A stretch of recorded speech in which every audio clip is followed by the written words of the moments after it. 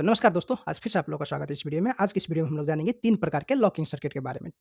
एक नंबर में हम लोग देखेंगे सेल्फ लॉकिंग सर्किट, दूसरे नंबर में हम लोग देखेंगे इंटरलॉकिंग सर्किट और तीसरे नंबर पर हम लोग देखेंगे सीक्वेंशियल लॉकिंग सर्किट। यदि हम लोग किसी भी कंट्रोल पैनल पे यदि हम लोग काम करते हैं, तो ये हम लोगों को मालूम होना चाहिए दोस्तों, ठीक है ना? तो अब हम लोग जानेंगे ये सेल्फ लॉकिंग सर्किट क्या है और ये क्यों यूज़ किया जाता है और ये कहाँ-कहाँ पर यूज़ किया जाता है, ठीक है ना? तो ये सेल्फ लॉकिंग सर्किट जो है, ये किसे बोलते हैं? हम लोग कोई भी कंडक्टर को कॉइल को एक बार यदि हम लोग पुश बटन को प्रेस करके एनर्जाइज़ इसे करते हैं। इसी कॉइल का ऑक्सिलरी कॉन्टैक्ट से एनो कॉन्टैक्ट से हम लोग इसको होल्ड करते हैं, ठीक है ना? यदि हम लोग एक बार इसको पुश बटन को यदि हम लोग प्रेस कर देंगे, उसके बाद ये क्या होगा? ये एनर्जाइज़ होगा कॉइल। उसके बाद इसी के जो ऑक्सिलरी कॉन्टैक्ट है, इससे हम लोग इसको होल्ड कर देते हैं। जैसे कि हम लोग यहाँ पर सिमुलेशन से हम लोग इसे देखते हैं। ये अभी हमारा जैसे कि मैं एक बार इसको पुश बटन को प्रेस करूँगा तो ये हमारा एनर्जाइज़ होगा और ये एनर्जाइज़ होते ही ये क्या होगा, इसी का ऑक्सिलरी जब कॉन्टैक्ट होगा ये NO, तो ये NO से NC बन जाएगा, चेंज हो जाएगा और करंट क्या होगा, जब हम लोग पुश बटन को छोड़ देंगे, रिलीज़ कर देंगे तो करंट हमारा यहाँ से कंटीन्यूअसली फ्लो होगा, जैसे कि यहाँ पर, ये आप लोग देख सकते हैं। तो इस तरीक़ा से हमारा ये काम करता है। तो ये हम लोग जो है किसी भी कंडक्टर को होल्ड कराने के लिए हम लोग जो है ये सर्किट को यूज़ करते हैं। तो इसका यूज़ जो होता है दोस्तों, हम लोग ड्यूअल स्टार्टर में करते हैं, फॉरवर्ड रिवर्स स्टार्टर में करते हैं और जो हमारा स्टार डेल्टा जितने भी ये हमारा स्टार्टर होता है, इसके कंट्रोल जो सर्किट होता है, जहाँ-जहाँ पर स्टार्ट पुश बटन यूज़ किया जाता है किसी भी कंडक्टर को एनर्जाइज़ करने के लिए, उसके पैरेलल में हम लोग जो है ये होल्डिंग सर्किट को यूज़ करते हैं। ठीक है ना दोस्तों?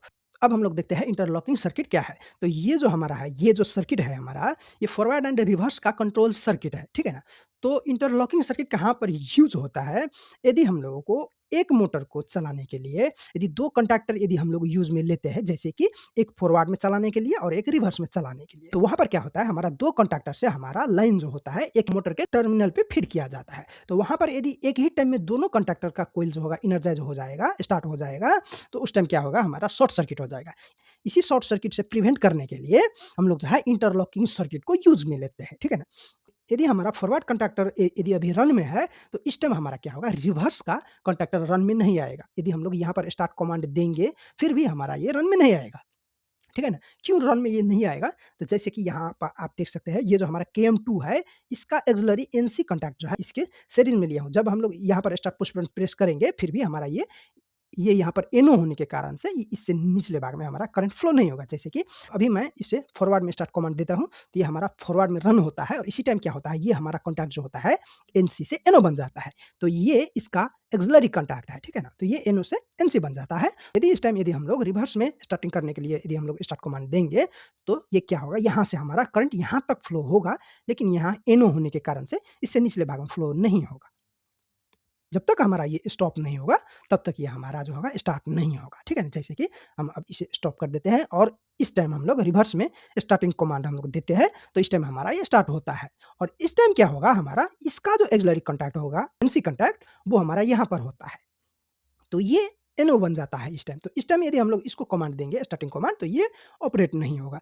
तो इस तरीक़ा से ये एक दूसरे को प्रोटेक्ट करता है कि ताकि एक ही टाइम में दोनों स्टार्ट ना हो, ठीक है ना? तो ये इंटरलॉकिंग सर्किट जो है दोस्तों, ये जनरली फॉरवर्ड एंड रिवर्स में स्टार्टर के कंट्रोल सर्किट में यूज़ किया जाता है, ठीक है ना? और कोई भी 2 कंडक्टर को एक ही साथ ना चलने दे, इसीलिए उसको प्रोटेक्ट करने के लिए हम लोग जो है इसको यूज़ में लेते हैं। अब हम लोग चलते हैं, देखते हैं हम लोग सीक्वेंशियल लॉकिंग सर्किट क्या होता है।